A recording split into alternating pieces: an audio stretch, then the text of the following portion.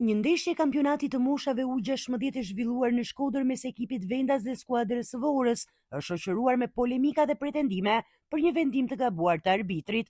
Sipas denoncimit të skuadrës së Vorës, ngjarja ka ndodhur rreth minutës së 55 të takimit, kur ekipi mik kryesonte me rezultatin 0-1.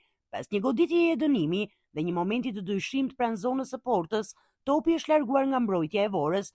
Megjithatë, arbitri kryesor dhe anësori kanë sinjalizuar për gol në favor të ekipit Vendas.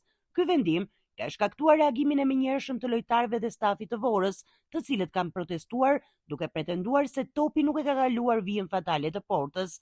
Sipas drejtuesve të ekipit, pamjet filmike të ndeshjes janë vënë në dispozicion dhe janë dërguar pranë Federatës Shqiptare të Futbollit, me kërkesën për shqyrtim të rastit, si dhe vlerësim të vendimeve të arbitrimit gjatë takimit. Pritet që organet përkatëse të FSHF-s të analizojnë materialin filmik, si dhe të dalin me një qëndrim zyrtar lidhur me situatën e krijuar në këtë ndeshje të moshave.